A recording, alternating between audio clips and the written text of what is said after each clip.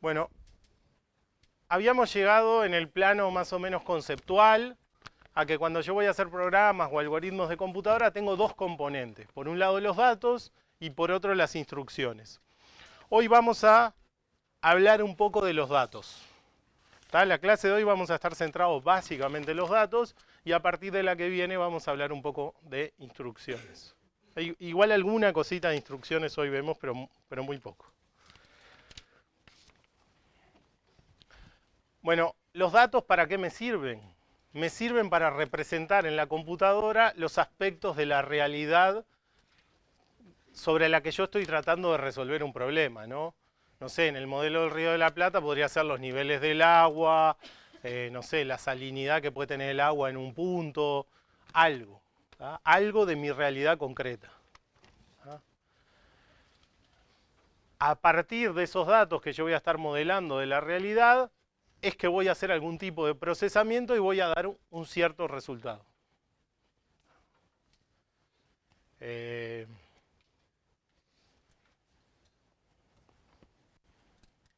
Por ejemplo, en el modelo ese de viento podría ser, hay un problema que tienen los molinos de viento que son las ráfagas. Cuando hay ráfagas de viento fuerte, tipo giran demasiado rápido y se pueden romper los molinos. Entonces, si yo tuviera un modelo de predicción de viento que me dijera, se viene una ráfaga, apagalo, lo que haría de alguna forma es tener mis datos de viento, de modelado, todo eso, y la respuesta de mi programa sería, apagá ya el molino pues se va a romper. ¿Ah? O sea, lo que quiero que vean es que no necesariamente ese resultado tiene por qué ser un resultado sobre, ¿no? Cuando pongo los ejemplos del Río de la Plata, capaz que se piensa algo que calcula sobre todos los puntos. Capaz que la respuesta es un sí, no, hace algo, una alarma. Ahora están haciendo, la gente del INFIA también está haciendo un sistema de alerta temprana para las inundaciones, en función de los niveles que tienen los ríos y las lluvias, decir, bueno, se viene el agua, hay que hacer algo. ¿Ah? Básicamente lo que hace eso es reportar, es decir, bueno, hay una alerta en este momento.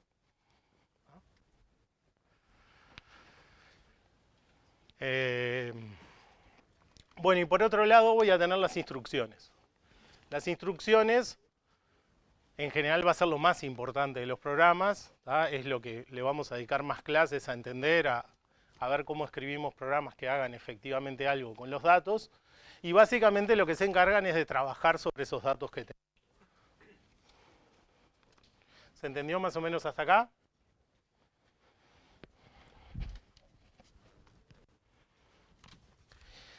Bien, cuando en la primera clase de todas que tuvieron conmigo les hablé un poco de ASCII y les dije que bueno, que los sistemas informáticos, más allá de que todo es binario en el fondo, trabajan con otros niveles, con otros tipos de datos, digamos, ¿no? Por ejemplo, ASCII fue uno de los que hablamos. Lo mismo me va a pasar en los lenguajes de programación, o sea, naturalmente yo tengo datos que son de naturaleza distinta y que voy a querer tratarlos de forma distinta. O sea, por ejemplo, si yo tengo dos números, es medio natural que los quiera sumar. Ahora, si tengo dos caracteres, no sé, tengo la letra A y la C, no voy a querer sumarlos. Entonces, en general, asociado a los tipos de datos van a haber operaciones diferentes. ¿Tá? Cosas que voy a poder hacer con unos tipos de datos y cosas que no voy a poder hacer con otros. Los tipos de datos que en general suelen estar presentes en la mayoría de lenguajes están resumidos en esta transparencia. En general, la mayoría de lenguajes tienen representaciones distintas para los tipos entero y reales. ¿Ah? Cuando vean la parte de representación interna de datos, les va a quedar claro por qué es eso. ¿Tá? Los reales, imaginen, los reales son continuos en el mundo real y en realidad la computadora es discreta y finita, no puede representar los números reales con la continuidad que tienen, de verdad. ¿Ah? O sea, entre dos reales yo siempre puedo encontrar otro real y eso puedo seguirlo subdividiendo así infinitamente, por las cosas que saben de matemática, y una computadora tiene capacidades finitas, no puede construir infinitos números. Entonces, bueno, los reales vamos a ver que en realidad son una aproximación a los números reales que usamos habitualmente. Y bueno, los enteros sí, en realidad representan lo que realmente es. MATLAB y Octave en eso son un poco particulares porque no representan esos dos tipos de forma distinta. O sea, si ustedes prueban hacer una asignación en Octave o en MATLAB, ponen A igual 18, van a ver que les pone 18.0, y en general lo trabaja como si fuera un número real. ¿Tá? Pero es bueno que sepan que en el resto de los lenguajes eso no pasa. Bueno, después tenemos caracteres, que son eso, los símbolos que habíamos visto de la tabla ASCII, o sea, las letras. También cuando se vea la parte de representación interna de datos se va a volver sobre eso, pero por ejemplo la letra A, la letra C, las mismas letras en mayúsculas, ¿está? Entre los caracteres puedo hacer comparaciones, por ejemplo, la letra A minúscula es distinta a la letra A mayúscula y cosas así, pero no voy a poder hacer típicamente operaciones de esas, de suma, de resta. No, en general el grueso de los programas que vamos a resolver van a trabajar sobre números, no sobre caracteres, entonces lo comento nada más. Después vamos a tener tipo palabra o tipo strings, que en realidad es un conjunto de caracteres que me van a servir para representar, por ejemplo, tiras de texto que quiero escribir en la pantalla, ¿no? El resultado no es el correcto, por ejemplo, que es una sucesión de caracteres. Vamos a tener vectores, que en el ejemplo acá que puse de obtener la secuencia ordenada, ya de alguna forma lo dibujé, un vector, o a veces vamos a usar la palabra array o arreglo me va a salir, porque en muchos lenguajes se escribe así. Básicamente un vector lo que me va a dar es un conjunto de elementos de un cierto tipo, ¿tá? Por ejemplo, un vector de reales, ¿tá? Entonces, el primer va a tener una posición. Para cada posición voy a tener un valor 1.5, 0.8, no sé, 2.3 y así sucesivamente. ¿Tá? Tengo una forma de indexar al vector, decir, decime qué elemento está guardado en la posición 3 y tengo forma de cargar cosas en la posición esa. ¿Los no comienzan en 0? No, en MATLAB y en Octave empiezan en 1.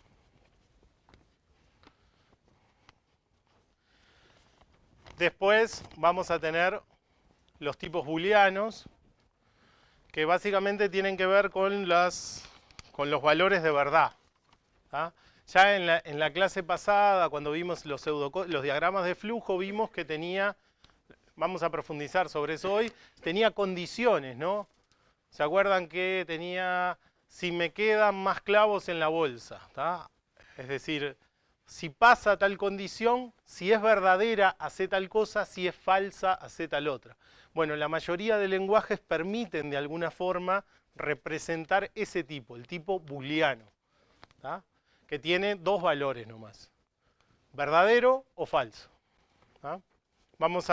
Hoy vamos a terminar con eso, con condiciones, tablas de verdad y valores booleanos.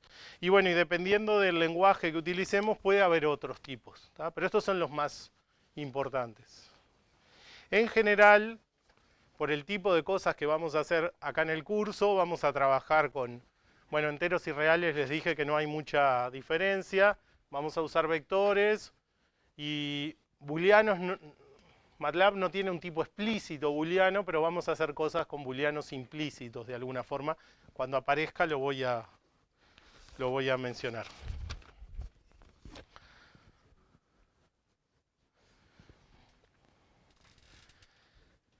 Bien, en general van a haber dos tipos de datos, no tipos de datos en el sentido que decía hoy, sino datos con dos características distintas que pueden aparecer en los programas. Por un lado van a estar las constantes, que en general lo que representan las constantes es un dato que no tiene ningún tipo de cambio durante la ejecución del programa. ¿Tá? No es que no la tiene porque no pasa algún... no es porque que no tiene una modificación porque pasa algo particular durante la ejecución del programa, sino porque conceptualmente ese dato no tiene sentido que varíe con el paso del tiempo. Tenemos un ejemplo que ahora vamos a ver en la transparencia siguiente, por ejemplo es pi. Pero por ejemplo podría ser la constante de gravitación universal o la gravedad, por ejemplo. Es 9.8 y es 9.8, no va a cambiar, digamos. ¿Tá? Entonces no tiene sentido que yo represente esa realidad que yo sé que es inmutable con una variable, porque la variable de alguna forma supone que durante la ejecución del programa puede llegar a cambiar. ¿Tá?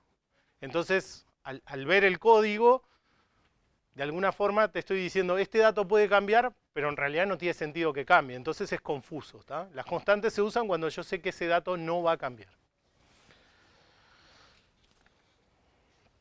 Y las variables, por otro lado, lo que me van a dar es un lugar, de alguna forma, en el cual yo puedo almacenar un valor. ¿Ah? Voy a representar un valor concreto en un cierto momento y ese valor va a poder modificarse todas las veces que yo quiera durante la ejecución del programa. ¿Ah? Vamos a ver estas cosas más en detalle.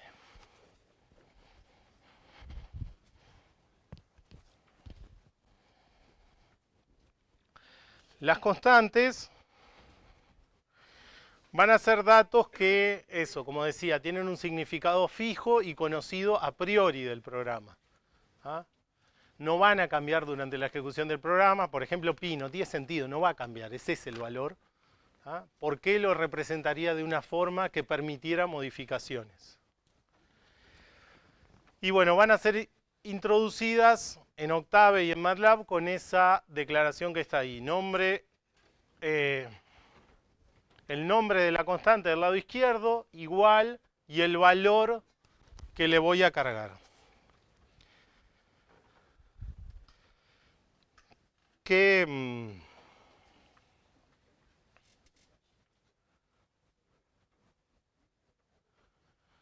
si ustedes lo quieren pensar de alguna forma, en esto MATLAB y Octave son un poco distintos porque no tienen explícitamente constantes. Hay otros lenguajes en los que yo les digo explícitamente esto es una constante. Vamos a ver que las variables se almacenan de la misma forma que la constante. ¿Tá? Pero típicamente en los lenguajes que tienen constantes, cuando uno declara la constante, lo que termina pasando es que el compilador o algo en algún momento hace una búsqueda en todos los lugares que yo escribí este nombre y lo sustituye por el valor que yo digo que vale esa constante. Es como una especie de buscar y reemplazar. ¿Tá? En mi código, yo en vez de escribir el valor de pi, voy a escribir pi por varios lados y lo que va a hacer el compilador o el intérprete es en esos lugares en los que puse pi, va a ir a cambiar y va a decir, ah, si puso pi acá, él me dijo que era 3.14.16, así que acá es 3.14.16, 3.14.16, 3.14.16.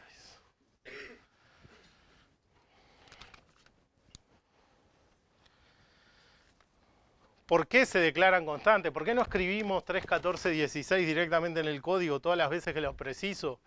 Capaz que con 3.14.16 es un caso relativamente sencillo de que mirándolo a ojo, yo miro ese valor y digo, es pi. Pero si ese valor fuera otro, fuera, no sé, eso, 9,8. 9,8, ¿es por G o es por otra cosa? ¿Por qué es? ¿No? Imagínense un código que les viene a ustedes y tiene valor 9,8, 9,8 por acá, 9,8. ¿Estos 9,8 son por G o es por otra cosa? Y no saben. ¿Todos estos 9,8 son iguales? ¿Son equivalentes? ¿Es lo mismo lo que se está queriendo representar? No lo sabemos. Si yo definiera G, por ejemplo, y pusiera G acá y G acá, y en este caso no, ustedes viendo este código dirían, esto es lo mismo que esto, se dan cuenta que tiene el mismo sentido y saben que este 9,8 es otra cosa, por ejemplo. ¿Tá? Eso me lo da solo el escribirlo así, no tengo que hacer nada, explicarle nada a la persona. Viendo el código se da cuenta de que estos valores tienen naturalezas distintas. ¿Tá?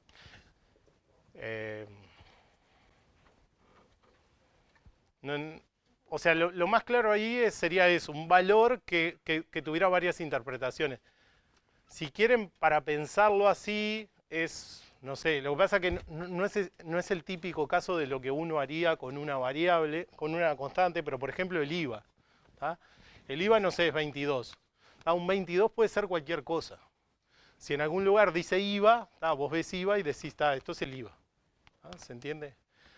También eso ayuda a que los programas sean más fácilmente mantenibles. Imagínense que por error, ustedes se equivocaron, volvamos al ejemplo original. Se equivocaron y en vez de poner 9,8,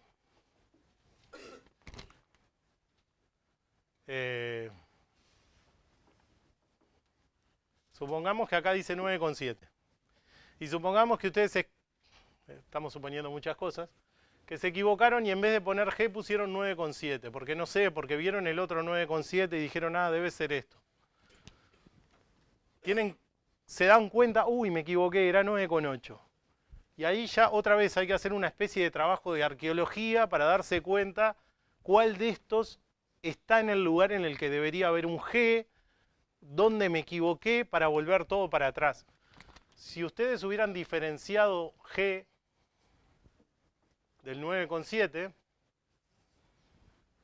o sea, este programa está igual de erróneo, pero cuando yo me doy cuenta, me confundí, no era 9,7, es 9,8, lo único que tengo que hacer es venir y cambiarlo acá y no tengo que andar tratando de entender dónde era que iba y por qué iba. ¿Tá? O sea, el manejo de constantes lo que simplifica es cuando yo tengo que hacer cambios después si me equivoqué o algo, y también son más claros los programas que usan constantes. Bueno, como les decía, MATLAB y Octave es medio oscuro en ese sentido porque no lo diferencia mucho de las variables, que ya vamos a ver qué son. Las variables van a ser datos que van a tener un valor asociado, ¿tá? Van a tener un nombre y un valor asociado, y ese valor que yo les estoy dando puede cambiar durante la ejecución del programa. Ahí dice que el valor asociado o el significado puede cambiar. Lo del significado es menos típico. ¿Tá? En general vamos a ser, por lo menos para el tipo de código que hacemos en este curso, vamos a ser bastante cuidadosos. En general vamos a usar una variable para una sola cosa, digamos. ¿Tá? Pero uno podría reusar una variable que uno usó en una parte una variable y después no la precisa usar más y la podría usar con otro sentido, ¿tá? En otra parte del código. En general eso vuelve oscuro de entender lo que uno está haciendo. Entonces, en general, por lo menos en el pizarrón, yo voy a tratar de no hacer ejemplos que hagan eso. El cambio en el valor que tienen las variables no va a ser arbitrario, o sea, va a tener que tener un sentido, va a ser en función de las sentencias o instrucciones que se vayan ejecutando del programa. Y la forma de entender esto, de visualizarlo, es como posiciones de memoria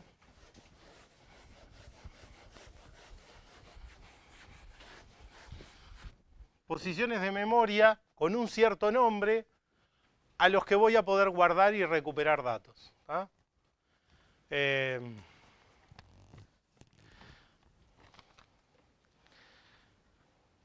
Antes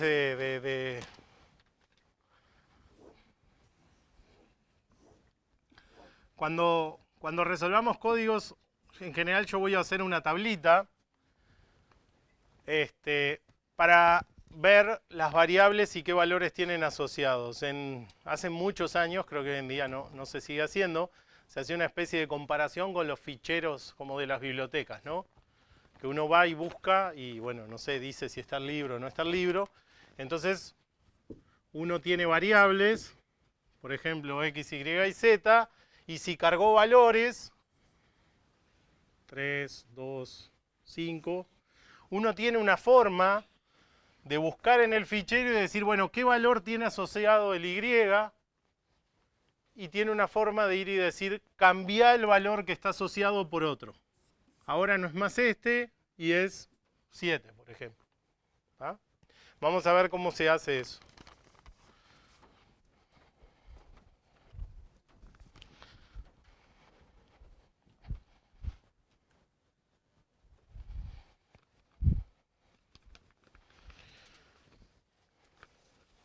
Bueno, eso más o menos ya lo puse allá en el esquema que está, pero para cada una de las variables que yo voy a tener en un programa, voy a tener reservada de alguna forma una posición de memoria, ¿tá? Que es lo que representé con esta tablita. O sea, si yo tengo una variable x, y y z, tengo esta cajita acá en la que puedo escribir valores, ¿tá? Esto, lo que estamos haciendo acá es un modelo de cómo funciona la computadora, pero esto pasa de verdad en la computadora. O sea, la computadora reserva un lugar de memoria para escribir ese valor. Esa posición solamente puede ser accedida a través del nombre de esa variable. O sea, de la única forma en la que yo puedo acceder acá es a través de este nombre. No hay otra forma en la que pueda acceder a esa posición de memoria.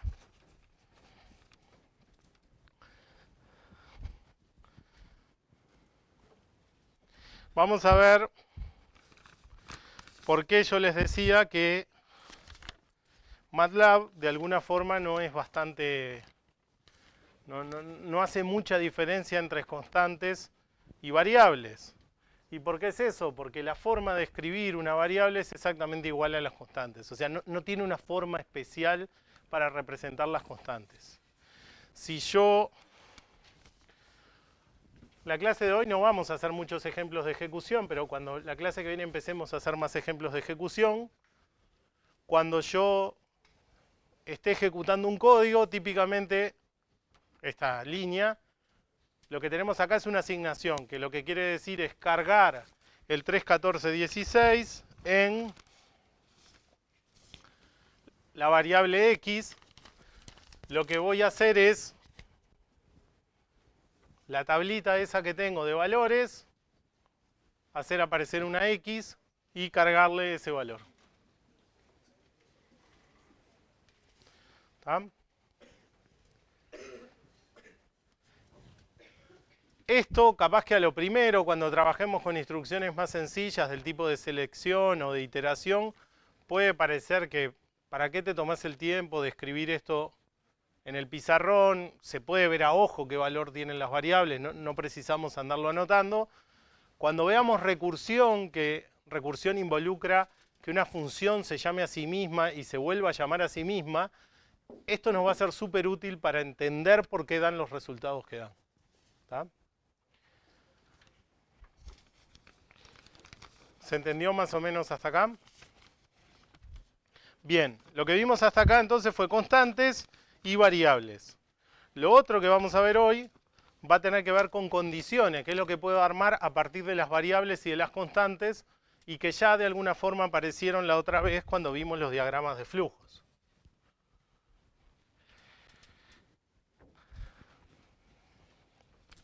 Bueno, en general cuando yo voy a representar un algoritmo que resuelve un problema, voy a tener un conjunto de situaciones en las que van a haber alternativas que pueden o no realizarse dependiendo de los datos de entrada. Un típico caso podría ser algo que pasa en una condición de borde y que no pasa en el medio, que son cosas distintas. Porque, por ejemplo, eso, si yo tengo una malla de puntos, un punto que está en el medio tiene un conjunto de vecinos que el que está en el borde no tiene. Entonces, si no quieren pensarlo con una malla, piénsenlo que estoy haciendo un código para encontrar la salida a un laberinto o cualquier cosa en una grilla bidimensional. Este punto va a tener vecinos acá y para acá es una pared o la salida al laberinto, no puedo moverme si son paredes. Y este tiene 4 vecinos. Entonces, el tipo de cosas que voy a tener que hacer si estoy acá y si estoy acá son distintas. Entonces los programas me tienen que dejar, en función de los datos, de alguna forma decir, bueno, si estás en tal condición, hace esto, y si estás en tal otra, no lo hagas. ¿Se acuerdan que en los diagramas que vimos la clase pasada parecía eso? Precisaba tomar decisiones en función de los datos. Y tenemos un ejemplo que está basado en un cálculo de, no sé, un salario semanal de un empleado que trabaja por horas. Entonces, la empresa paga una tasa de 1.5, paga una tasa de 1.5 sobre la tasa normal por todas las horas trabajadas mayores a 40. ¿Tá? Entonces, bueno, esto está escrito a los pseudocódigos. Primero leo cuál es la tasa normal a la que debería pagar. Después leo la cantidad de horas trabajadas. Y claramente tengo que distinguir entre dos casos, si se trabajaron más de 40 horas o si se trabajaron menos. ¿Se acuerdan? Cuando hicimos pseudocódigos, en general los que hicimos eran más sencillos, o sea que aparecía solamente el mientras, pero vimos que tenía que en función de qué pasaba tomar una decisión. Bueno, acá es más fácil, si se quiere, porque es en función de un valor. Tengo que decir, para ese valor, o hago esta ecuación o hago esta otra. Entonces, si las horas trabajadas son más de 40, lo que hago es, las primeras 40 horas la pago a la tasa normal y las que están por encima de las 40, o sea, horas trabajadas menos 40, ¿no? Si trabajo 45, 5 horas, las tengo que pagar a la tasa por 1.5. ¿Se entiende? O sea, estoy diciendo, bueno, si trabajé más de 40, las primeras 40 se pagan a un precio y el resto se pagan a otras. Si trabajaste hasta 40, las horas trabajadas las pago a la tasa normal y ya está. ¿Ah?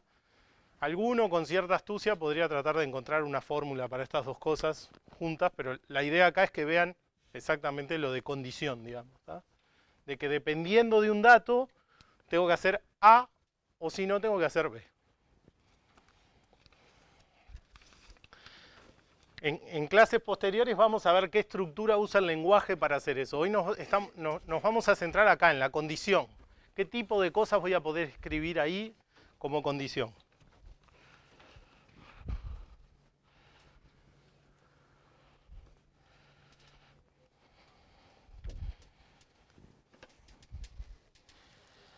Bueno, esto más o menos ya lo dije en la anterior, pero lo voy a repetir porque es importante. Básicamente las condiciones lo que me van a dejar es censar, hacer preguntas sobre el estado de los datos. Fíjense, en el anterior era si este dato es más grande que 40. ¿Tá? En este es si este punto está en un borde o no está en un borde. ¿Tá? Necesito poder preguntar cosas concretas sobre esos datos. Dependiendo de qué respuesta, si las respuestas son satisfactorias o no, verdaderas o falsas, en realidad voy a poder tomar decisiones de las decisiones que tengan que hacerse. Las respuestas a las preguntas de los estados, de los datos, solamente pueden ser dos. No hay forma que haya una tercera respuesta. O son verdaderos o son falsos. Típicamente, esto lo voy a cambiar antes de publicar porque a veces les genera dudas. Verdadero es 1.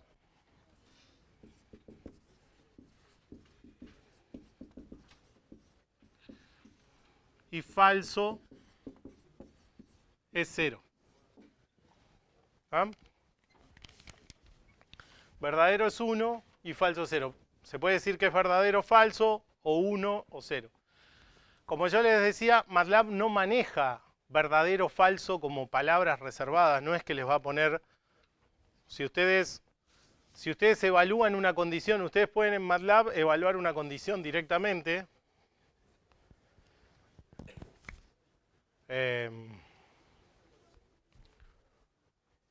Si ustedes tienen x igual 314, yo qué sé, 314, y igual 7, ustedes le pueden poner a Octave que haga x menor que 7, menor que y.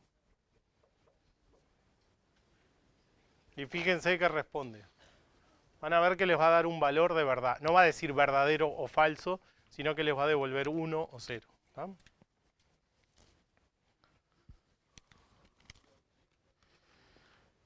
¿Se entendió más o menos hasta acá? O sea, siempre que tengo una condición, lo que tengo asociado es un valor de verdad. Como MATLAB, las tablas de verdad, ahora después vamos a ver las tablas de verdad que debieron haber visto en filosofía de quinto o sexto, en algún momento en el liceo. MATLAB no representa eso explícitamente, no va a escribir true, ni false, ni verdadero, ni falso. Lo que hace es, hay un número que para él representa la verdad y para él el otro número representa que algo es falso y son el 1 y el 0. ¿No? ¿Cómo voy a poder componer esas condiciones? ¿Cómo voy a poder componer esas condiciones? En general voy a usar expresiones lógicas. ¿Tá? Que bueno, las expresiones lógicas, va emparentado con lo que decía antes, solo puede tomar uno de dos valores, verdadero o falso, y los operadores que voy a poder usar en una expresión lógica van a poder ser otras expresiones lógicas relacionadas entre sí mediante operadores o expresiones relacionales. ¿Ah? ¿Qué es una expresión relacional? Que comparan dos valores utilizando operadores relacionales y se fijan si se cumple o no esa condición. Por ejemplo, esto. Este es un operador relacional, el menor, y lo que quiero saber es si X es menor que Y. ¿Ah? Esas serían las relacionales, o sea, tal valor es mayor que tal otro, tal cosa es igual a tal otra. Y después tengo las expresiones lógicas que me van a permitir agrupar expresiones relacionales, si se quiere. Por ejemplo, decir, no se cumple esta relación. Esta relación se cumple y tal otra. O esta expresión y tal otra. O tal otra, perdón. ¿Ah? Vamos a ver ejemplos de esas cosas. De las expresiones relacionales,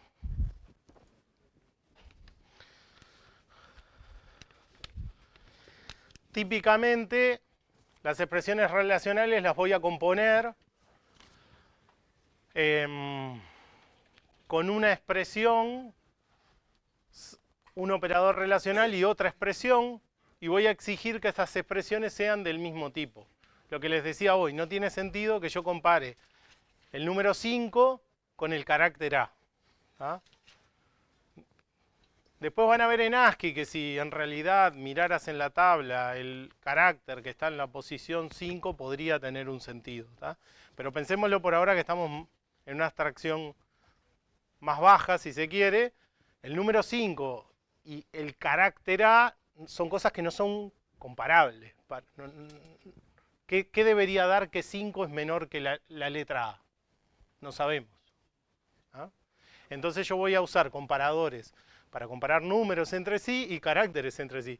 Si yo pregunto si la letra menor A es menor que la letra C, y yo a eso lo sabemos responder, ¿no? Uno debería decir que sí, ¿no? Si uno considera el orden lexicográfico, el orden en el que están las letras en el alfabeto, la A está antes que la C, entonces uno asume que la A es más chica que la C.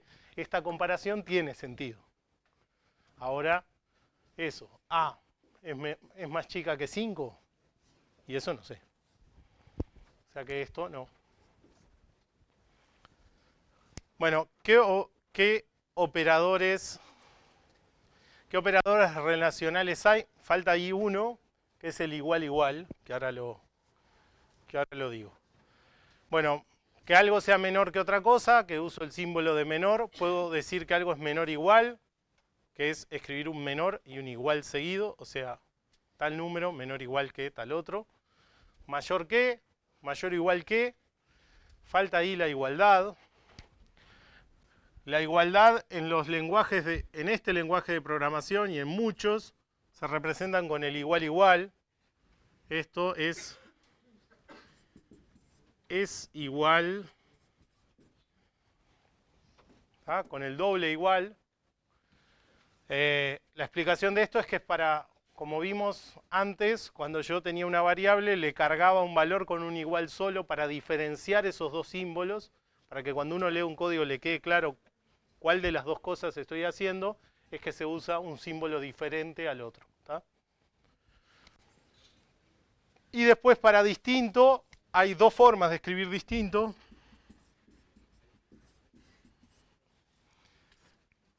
Que es el signo de admiración seguido de un igual. Y la otra que es equivalente, que es como el ñoqui seguido del igual. Lo que va arriba de la ñ, arriba del igual. Bueno, y con esas cosas puedo componer todas las expresiones relacionales que se me ocurran. Vamos a ver cuáles son los operadores lógicos que voy a poder usar. Bueno, cuáles son los que vamos a usar por lo menos en el contexto del curso. La mayoría de lenguajes de computación, de programación, soportan más operadores que estos, hay más que estos, pero los básicos y los que vamos a usar, que son en general los que usábamos también en filosofía, son el NOT, ahora después vamos a ver las tablas de verdad, el AND y el OR, ¿tá? Que son el no, la negación, el I y el O. ¿Tá? Esta aclaración la voy a hacer solamente hoy, pero la mayoría de lenguajes de programación fueron pensados en el hemisferio norte, así que todas las palabras reservadas, todos los conceptos que están son en inglés. Igual en este caso vamos a ver que se usan símbolos para el NOT, el AND y el OR, pero si lo buscan en algún lado va a aparecer como el símbolo del NOT, digamos, y no... Sí.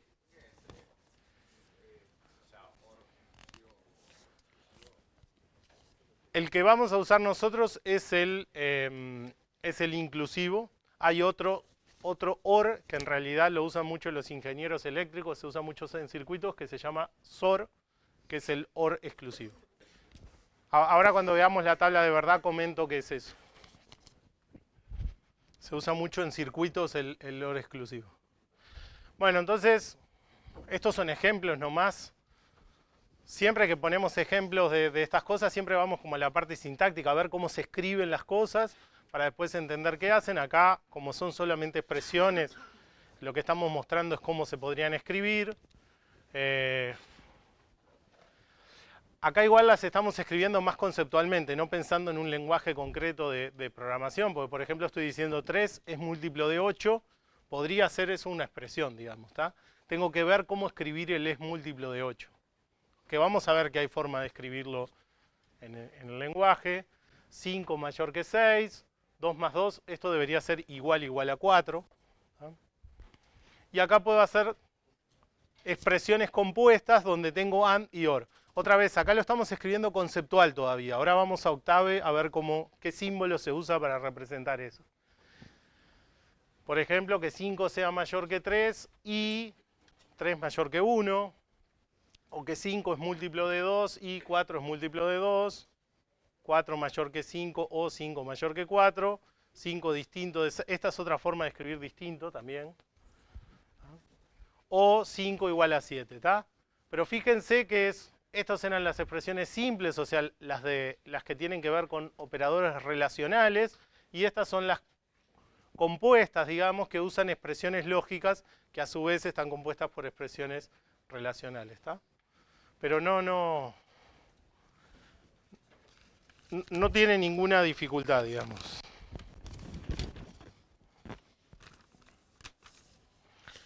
Cuando lo vamos a escribir... Bueno, esto más o menos lo mismo que venía diciendo. Lo único es que como operandos, cuando yo escribo un programa, lo que voy a usar van a ser variables y constantes, estas cosas de las que hablamos antes.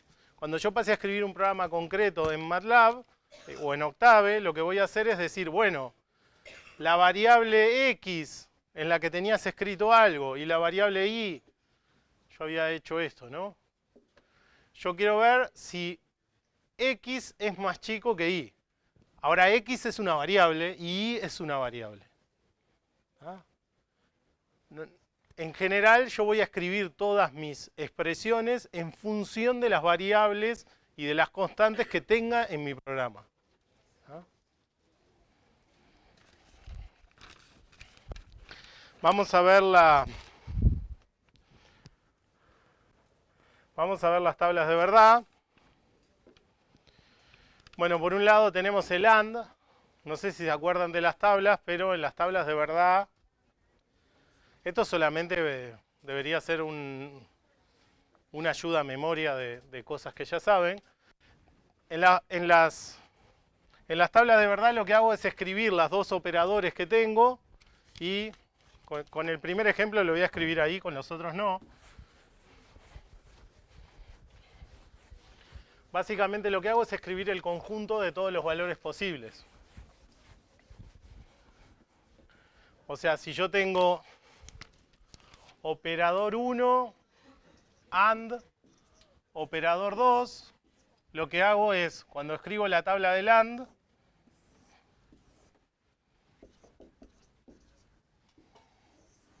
vale, voy a escribir bien.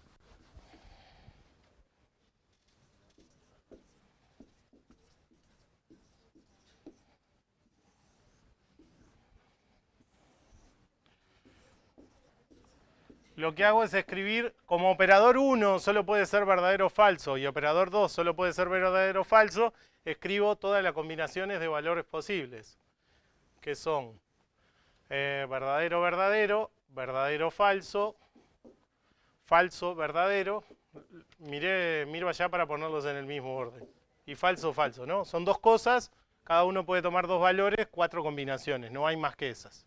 No hay forma de generar más combinaciones que esas. Y lo que hago en la tabla es poner el valor que corresponde a el AND. Si dos cosas son verdaderas, si dos expresiones lógicas son verdaderas, quiero saber si A y B es verdadero, esto es verdadero, verdadero y falso es falso, falso y verdadero es falso, y falso y falso es falso. ¿Tá? O sea, para que una condición que tiene un AND sea verdadera, lo que tiene que pasar es que las dos subcondiciones, digamos, se cumplan. Si no se cumplen las dos, no se cumple la condición completa. ¿Tá? Si yo quiero que X sea menor que 5 y Y sea mayor que 7, si no se dan las dos condiciones a la vez, lo que va a pasar es que el resultado de evaluar esa expresión me va a dar falso. ¿Tá? En el caso del OR, que ya no lo voy a escribir yo acá, es lo que está acá, el OR, que es el equivalente al O, va a ser verdadero cuando las dos operadores, las dos subcondiciones sean verdaderas, va a ser verdadero, cuando al menos una de ellas sea verdadera, o sea, cuando la primera es verdadera o cuando la segunda es verdadera, ¿ah? Y solamente va a ser falso cuando las dos condiciones sean falsas. Lo que me preguntaba el compañero hoy es si no hay un OR excluyente, o sea, yo a veces quiero decir, es un problema que hay en el lenguaje, que es que yo quiero decir o pasa esto o pasa esto otro, pero no se puede pasar las dos cosas a la vez. Esto no me permite representar esa realidad. ¿Tá? Para eso existe otro operador, que es este que decía, el XOR, que básicamente verdadero, verdadero da falso. ¿Tá? Pero en general el tipo de programas que vamos a hacer nosotros no la vamos a usar nunca. ¿Tá? ¿Se entendió esto hasta acá? Nos quedan 2 PPTs y terminamos. Bueno, tenemos el NOT, que es el más fácil. Tenemos el NOT, que es el más fácil. Si algo es verdadero y lo niego, es falso. Si algo es falso y lo niego, es verdadero. Y el orden de precedencia, a ver si hacemos silencio. Cuando uno empieza a trabajar con expresiones lógicas, es bueno hacer un paralelismo con los números. El NOT es equivalente a la negación. ¿Tá? Si yo tengo menos 84, es como el que está más cerca del número, digamos. El AND es equivalente a la multiplicación cuando uno usa números, y el OR es equivalente a la suma. Les digo porque eso es más fácil para cuando uno tiene que escribir expresiones complicadas. Ahora sí vamos a ver lo último que tenemos para hoy, que es la evaluación, el tipo de evaluación. Cuando uno tiene una expresión lógica, uno podría evaluar de dos formas las cosas. Una es la evaluación estricta, que quiere decir que yo evalúo todas las expresiones y obtengo el resultado. ¿No? Bueno, a ver si hacemos silencio. Yo tengo el operador 1 y operador 2. Y tengo un AND. ¿Qué es lo que hago? Evalúo operador 1. Evalúo operador 2. O sea, esto me dio verdadero o falso. Esto me da verdadero o falso. Hago el AND, me fijo en la tabla y doy el resultado que tengo que dar. ¿Se entiende? Eso es evaluación estricta, que es lo que uno entendería hasta ahora. En función de lo que yo dije, uno diría, bueno, pero eso es lo que venís diciendo vos, ¿no? Tenés dos expresiones, las evaluás, das el resultado. Bueno, existe una cosa que se llama evaluación lazy o de circuito corto, que vamos a ver cuando empecemos a ver cosas de programación, por qué esto sirve y para qué es útil. ¿Qué hace la evaluación lazy o de circuito corta? Lazy quiere decir perezosa, evaluación perezosa. ¿Ah? ¿Qué hace la evaluación perezosa? La evaluación perezosa no evalúa todas las expresiones. Empieza a evaluar las expresiones de izquierda a derecha. Arranca y evalúa operador 1. Cuando tiene el resultado de operador 1, fíjense la tabla de verdad. Si el operador 1 me dio falso, el resultado del AND, ¿cuál va a ser? Falso. No importa lo que dé la 2. Lo que hace la evaluación lazy es dice, evalué el 1. ¿Qué resultado me dio? ¿Ya puedo dar el resultado completo? Doy el resultado completo y no evalúo la segunda expresión. ¿Ah? Lo mismo se puede hacer con el OR.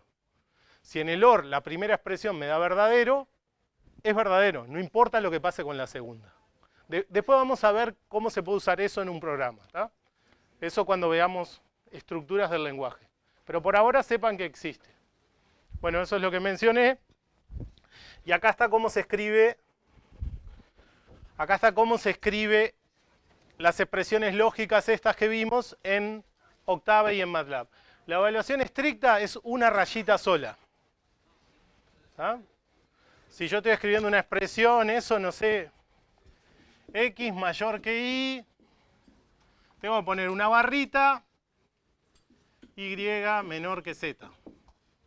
Si quiero usar la evaluación lazy, el O lazy, son dos rayitas. Lo mismo para la evaluación estricta, es este el símbolo, el AND como de y compañía, and company, usan esas y raras, no sé cómo se llaman, ampersand o algo así, no sé cómo es. Y la evaluación lazy usa 2. Y para el NOT, esto se lo podían intuir del tema del distinto, puede ser o el símbolo de admiración o el gnocchi. Los dos son equivalentes. ¿Tá? ¿Se entendió más o menos esto? A meternos en esto de los lenguajes de programación.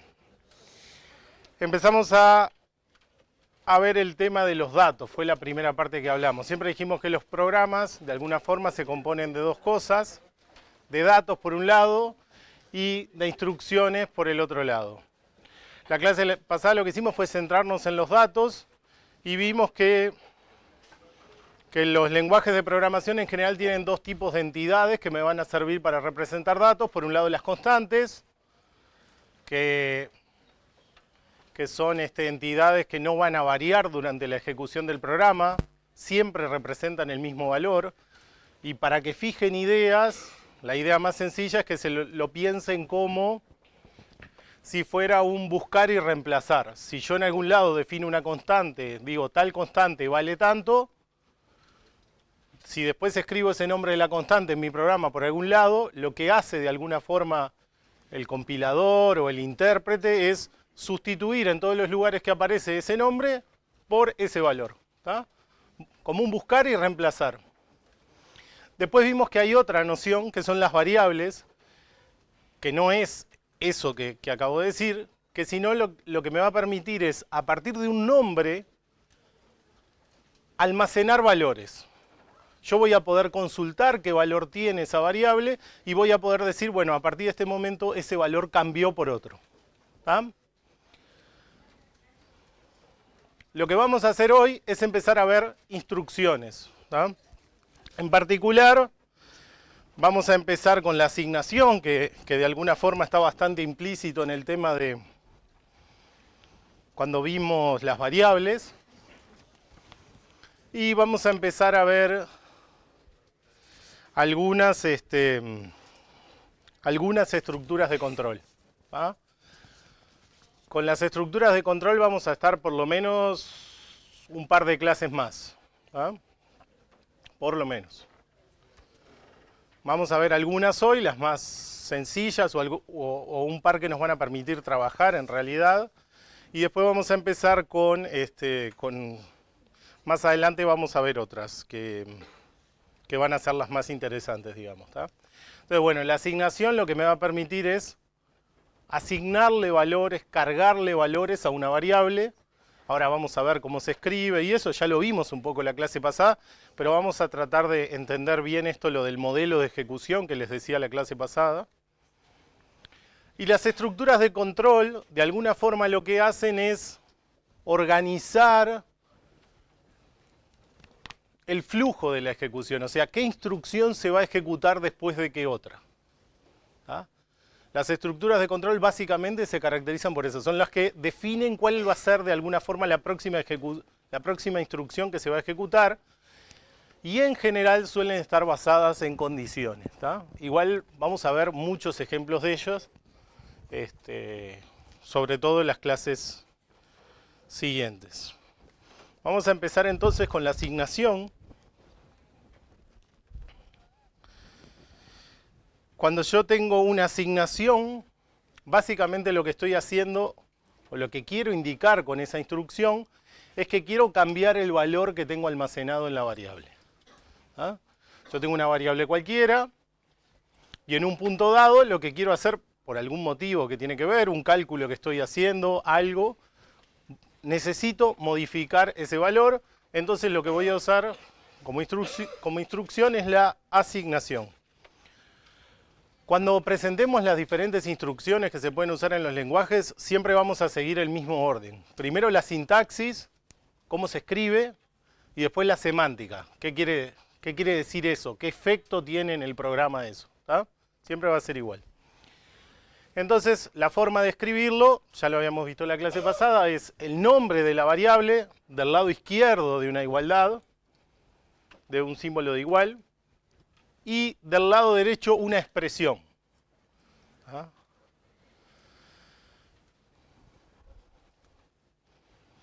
Por ejemplo, x igual 3 más 4, o sea, yo no tengo que poner x igual un número. Puedo poner una suma que el lenguaje la resuelve y carga ese valor en la variable. ¿Ah? O x igual x más 3 dividido 5.9. ¿Ah? O recuerden el tema de los tipos de datos, podría trabajar con caracteres, ¿tá? Podría ser que esté haciendo algo con caracteres, entonces la variable c vale la letra A. ¿Tá? La comita esa indica que es el carácter A. Fíjense que hay una cosa que es el nombre de la variable y otra cosa es lo que le estoy cargando, que en ese caso es un símbolo, letra, digamos, que es la A. Podría ser esto también. Lo escribo por las dudas, pero esto es algo perfectamente válido y lo que está diciendo es, en la variable A, carga la letra A. ¿Ah? Tienen diferente sentido dependiendo de qué lado estén. Y acá es importante el tema de las comitas. ¿Hasta acá me siguen más o menos con la sintaxis? Sí. ¿Sí?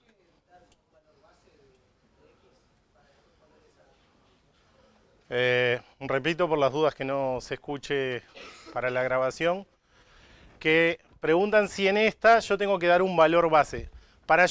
Ahora vamos a ver la semántica, qué pasa cuando yo escribo una asignación, pero vamos a ver que es correcto lo que dice el compañero. O sea, yo acá de este lado tengo una expresión y tengo que poder calcular un número para cargarlo allá. Para hacer eso, necesito saber cuánto vale x acá. Si yo no cargué nada previamente en x, lo que va a pasar es que esto va a dar error, digamos. ¿Tá? Para yo poder escribir esto y que sea... Por eso, retomo con algo que dije varias clases atrás. Una cosa es la sintaxis, otra es la semántica. Si yo escribo esto, algún compilador muy inteligente o algún intérprete muy inteligente me puede llegar a decir, che, ojo que no cargaste nada en X. Pero desde el punto de vista sintáctico de escritura, esto es válido. Podría haber un compilador o un intérprete que me diga, está bien lo que escribiste. Ahora, cuando ejecute, esto se rompe porque esto no vale nada. ¿Ah? Hasta acá, más o menos, vamos bien. Seguimos entonces.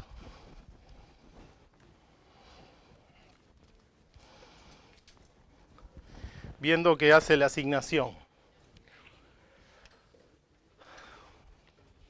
Bueno, cuando yo tengo una asignación, lo mencioné un poco en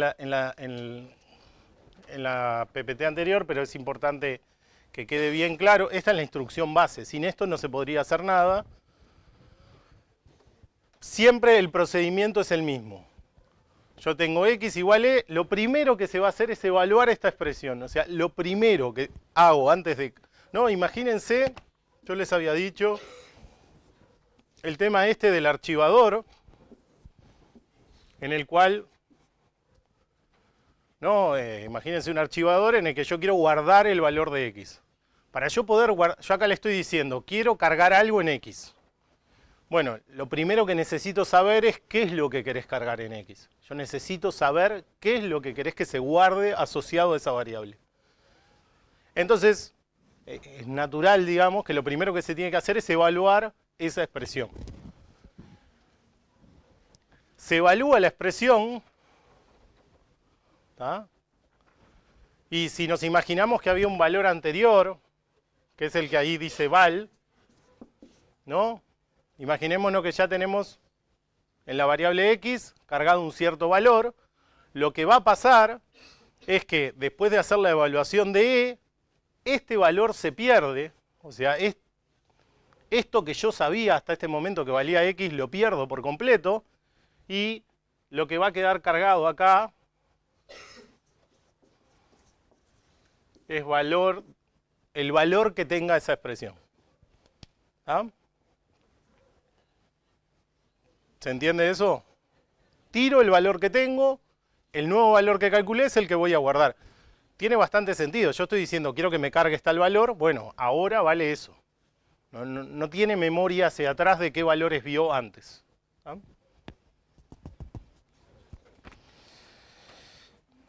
Vamos a ver algunas cosas.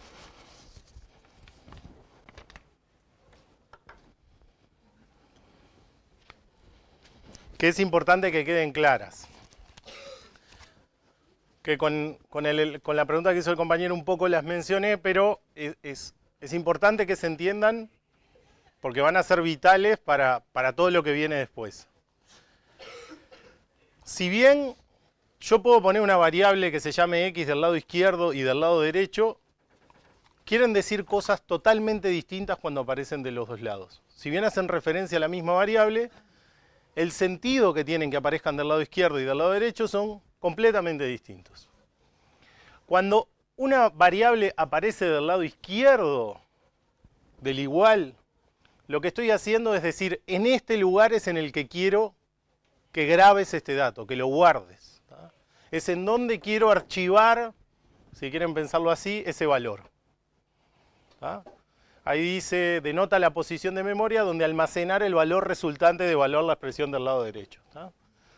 O sea, es donde yo quiero que se guarden las cosas. Sin embargo, cuando la variable aparece del lado derecho de la asignación, lo que estoy queriendo decir es el valor que tiene la variable x en este momento. ¿Ah? Entonces, vamos a volver a hacer...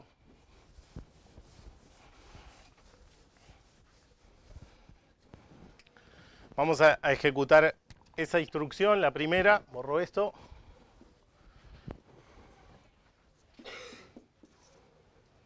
Si yo ejecuto la instrucción x igual 1, si nos imaginamos este modelo de funcionamiento que dijimos de tener una tablita con las variables, hasta ahora yo no tenía ninguna variable guardada, entonces no tenía ningún valor almacenado.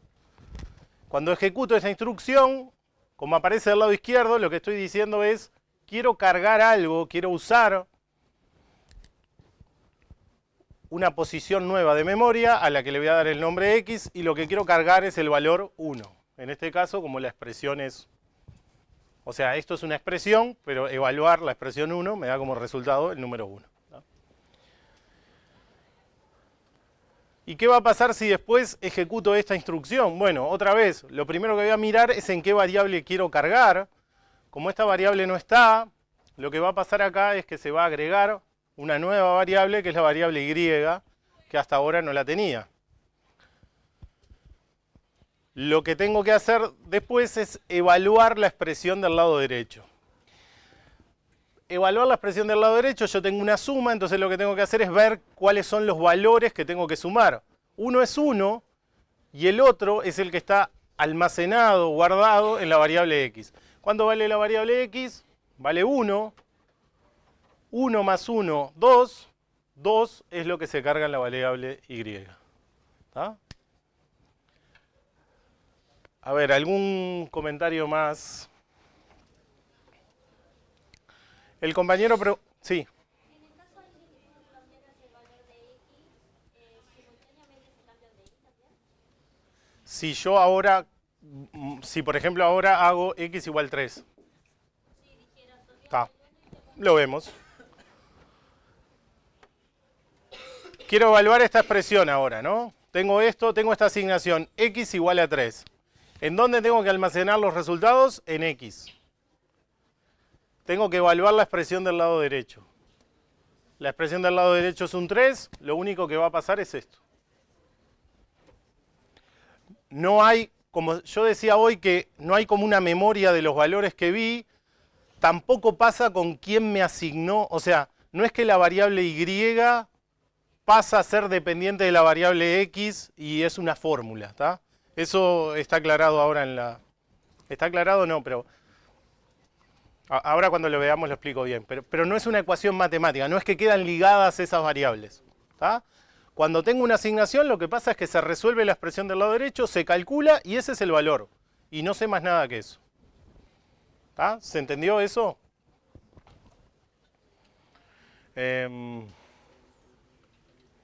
Retomando la pregunta que hacía el compañero hoy,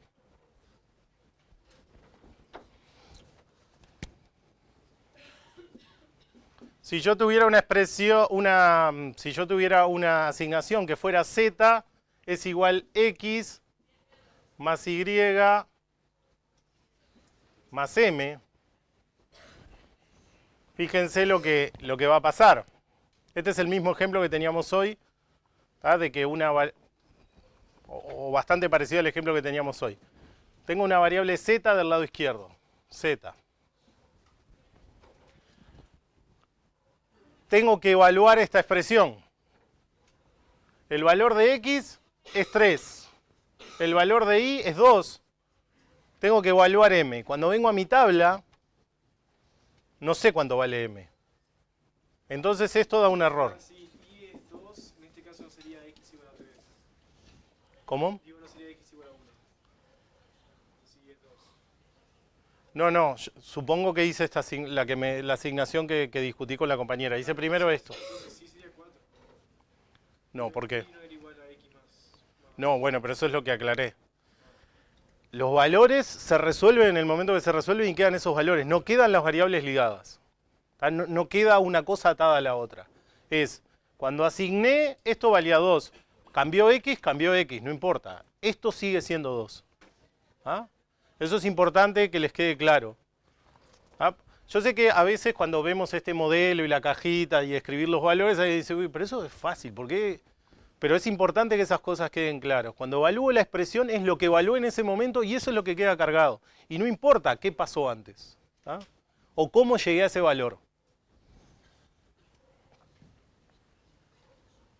Fíjense que si no, capaz que hay algún lenguaje que por algún motivo tiene esa característica, pero fíjense que si no, lo que podría pasar es que si yo trabajo con muchas variables, todas empiecen a depender de todas y es caótico pensar los programas, ¿no?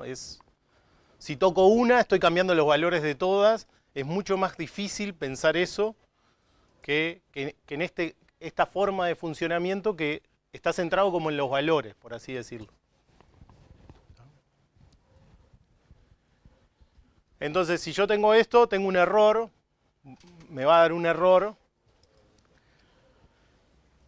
porque no tengo ese valor definido. Esto es importante porque eso, primero, es el comportamiento que vamos a asumir en el curso. Es el comportamiento general que tienen la mayoría de lenguajes.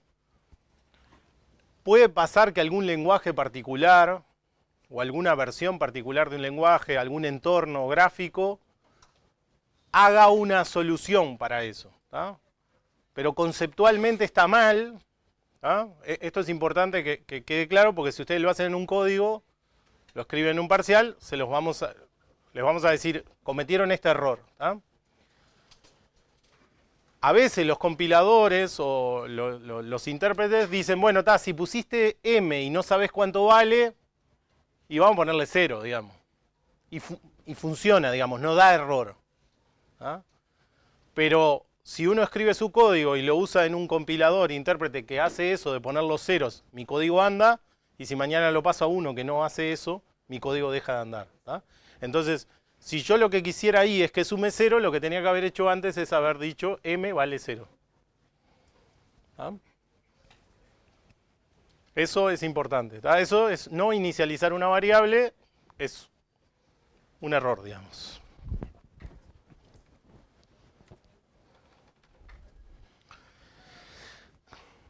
En los ejemplos que habíamos visto de la parte de sintaxis, ya habíamos visto esto, pero está bueno ahora que vimos la parte de semántica y empezamos a entender qué hace esto, ver efectivamente qué pasa con esta otra asignación.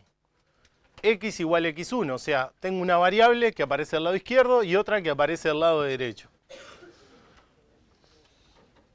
Vinculado con esto de las ligaduras y todo eso, de si dos variables quedan atadas de alguna forma, es bueno aclarar que eso no hay que interpretarlo como una ecuación. O sea, si pasara eso de que las variables quedaran ligadas, esto sería un problema. ¿Qué querría decir eso? O sea, pongo x en 0 y automáticamente escribo eso y empieza a incrementarse hasta infinito, porque, ¿no? Cuando modifico una vez, modifico 2, modifico 3 y así, porque tendría como una recursión ahí en la definición, ¿tá? Entonces, es importante que quede claro que no hay ningún tipo de ecuación matemática, implicancia matemática en esto. ¿Ah? Lo que va a querer decir es que estoy usando el valor actual que tiene la variable para calcular el nuevo valor. Nada más que eso. Y vamos a verlo ejecutando este ejemplo en este mismo que teníamos acá.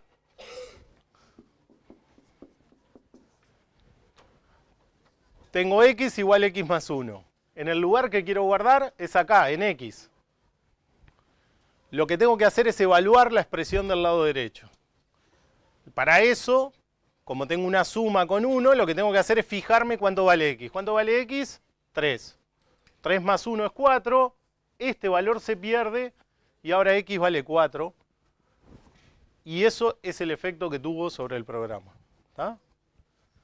Pero es importante que estas otras cosas queden claras. Como siempre les digo, lo más sencillo en esto, cuando una idea les queda la duda de qué pasa y eso, es que vayan a la sala de máquinas o si tienen computadora en la casa y se bajaron Octave, lo prueben, porque ustedes le cargan valores a las variables y después le ponen el nombre de la variable y les muestra el valor que tiene. O sea, no hay...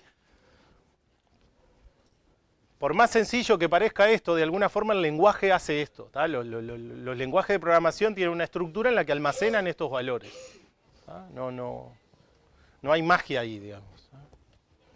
Incluso el entorno de MATLAB y el de Octave se instalan en el entorno gráfico. Hay una forma en la que le pueden decir como ver el valor de las variables y les abre una tabla parecida a esta. ¿Tá? ¿Se entendió esto hasta acá? ¿Sí?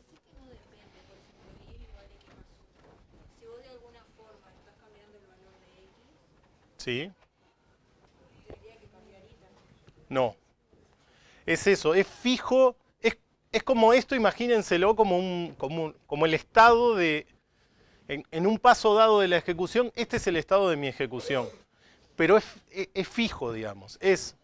Si yo hago acá y igual x más 1, ahora va a tener efecto porque cambió el valor de x.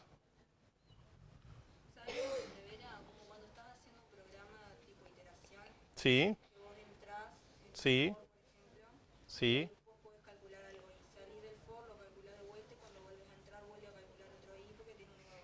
Bueno, está, pero porque ahí pasan cosas automáticas. Ya vamos a llegar al for. O sea, eso más bien cuando uno, lo que tú estás diciendo es como cuando nombras afuera.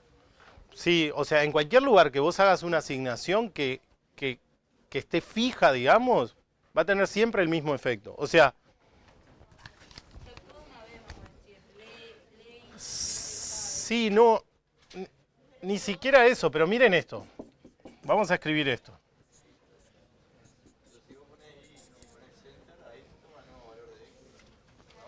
¿Cómo? Si vos cambias X y después llamas de nuevo ahí, te va a cambiar la I. Bueno, si estoy llamando esto. Si yo solo pregunto cuánto vale I, no. Vamos a hacer esto.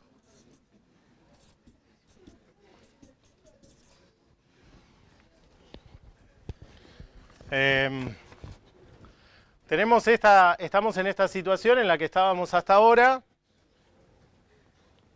Y vamos a hacer y igual x más 1. Entonces, como siempre, voy a grabar acá en y y lo que quiero hacer es evaluar la expresión del lado derecho. X vale 4 más 1 da 5 y eso es lo que cargo en y. Ejecuté esta instrucción. Voy a pasar a la instrucción siguiente. Y es igual x más 1. Tengo que cargar las cosas acá y tengo que evaluar la expresión del lado derecho. Fíjense que a esta asignación no le importa que yo ya asigné esto ni hice nada. Lo que voy a hacer es decir, ¿cuánto vale x? 4. 4 más 1 es 5. Este valor se pierde porque no importa y se vuelve a cargar un 5. ¿Ah? Si yo hago la misma asignación, el efecto que tiene es que dio lo mismo, digamos. Después voy a hacer x igual a 7. En este caso es sencilla, solo tengo un 7 del lado derecho. A ver si hacemos silencio. Y lo cargo en x. Y ahora, fíjense, capaz que esto es lo que aclara esta duda que hay, por lo menos para algunos compañeros. Si yo acá escribiera la letra Y en el entorno y le preguntara ¿cuánto vale Y? ¿Qué valor me tiene que decir que vale? 5. No importa que yo haya hecho x más 1. Eso es lo que quiero decir con que no hay nada automático, no quedan atadas las variables. ¿Tá? Yo hice esas instrucciones, después asigné x igual a 7 y en ese momento Y no sabe no sabe que su valor anterior se generó en función de x y ahora cambiaron x. No hay nada acumulado ahí. ¿Tá? ¿Se entiende eso?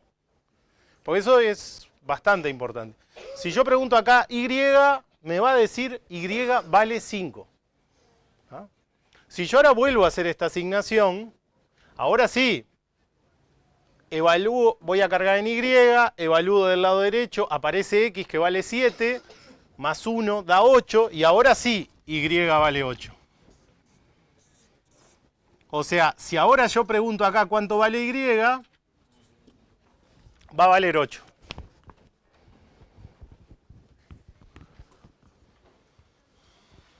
¿Ah? Y fíjese otra vez, si vuelvo a modificar el valor de X, no tiene efecto para Y. ¿Tá? Eso es importante que quede claro porque es básico de funcionamiento para las cosas que vamos a ver. ¿Se entendió esto?